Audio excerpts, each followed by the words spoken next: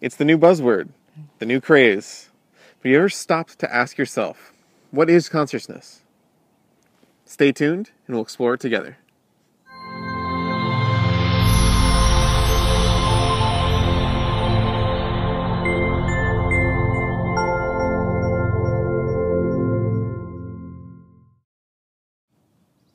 Hi, we're Becky and Corey Center, and we're excited to explore consciousness with you today. It's something that both Corey and I are very passionate about, and it's a word that gets thrown around all the time, and yet we've been in conversation around what does it really mean, and how can we hope to even have a common discussion or a common word that's out there in conscious business and conscious relationships and conscious communication if we don't even know what consciousness is. Fun part about that is consciousness is actually a noun. It's not a verb, it's not an adjective, it's not something to describe something else. It's a state of being. It's a quality. But what is that quality? So there are really three areas that kind of come together to form the consciousness of a person, at least in our opinion. Obviously there's much more to it than this, but we like to go, in a simplified manner so that we can understand what we're talking about.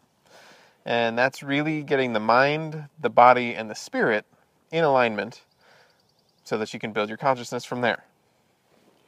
So in upcoming videos, we're going to look at specifically what does it mean to have consciousness of mind, to have consciousness in the body, and to have consciousness at a spiritual level.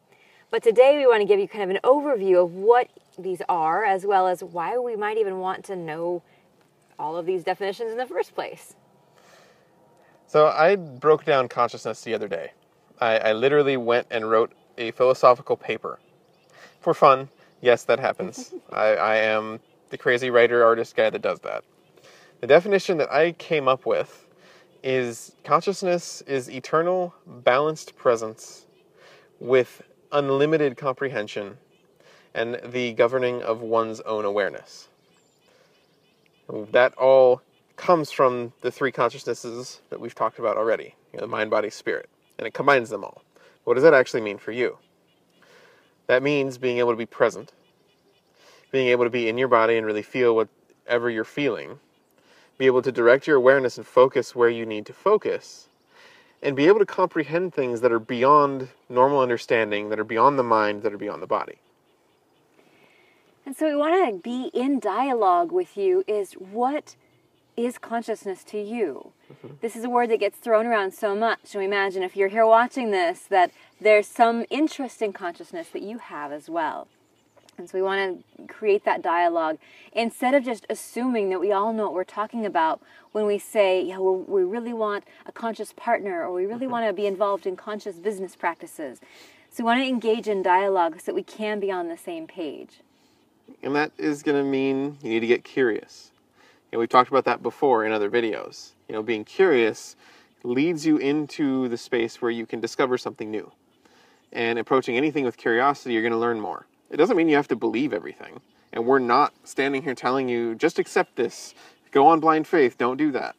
Explore for yourself. Be curious. Find what is in your own consciousness and what it means to you. And the second piece, besides the curiosity, is definitely number one, a huge value of ours. But the second piece being communication. Communicate about what you believe consciousness to be, or be in dialogue about what it might be. Because if we go around continuing to assume that we know what consciousness is, or that we even know what another person says when they speak it, whether they, I hear it a lot, like I just want to, I want a conscious man, or I really want a conscious, communication. I want to be involved in conscious business. So the second step is really be in communication, especially if it's in a realm that matters to you, relationships and business, in intimate circles. Like, be in communication. You know what happens when you assume? It makes an ass out of you and me. Communication is key. It's very necessary. We talk about communication all the time. If you've seen any of our videos, you know that. If you know us, you know that. It really is the way that you not only share your information, but the way that you're able to receive information from others. When you put these two together, your curiosity and communication, you get this third aspect that comes out, and that's to question. We really do believe in questioning everything, but not just for questioning's sake, but that there are rich amounts of information in a well-formed question. And so with that curiosity and communication, start asking really powerful questions. She said powerful questions. That doesn't mean being cynical. Now, a curious skeptic is a great stance to take, because what that means is that you're not just accepting whatever comes in. You're willing to listen, and you're really, searching and asking those powerful questions. But you're making your own decision. You're taking in the information, you're processing it, and then you're making your own informed decision moving forward.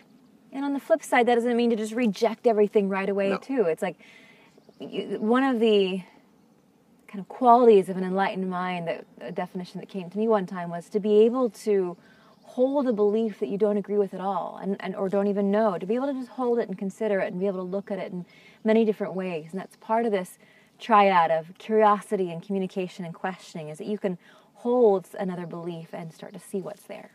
I believe that actually comes from Aristotle. Being able to hold an idea and not believe it, is the sign of wisdom, or something along those lines. So it's not necessarily something new, but it's something that needs to be revisited, something that needs to be brought into the modern consciousness.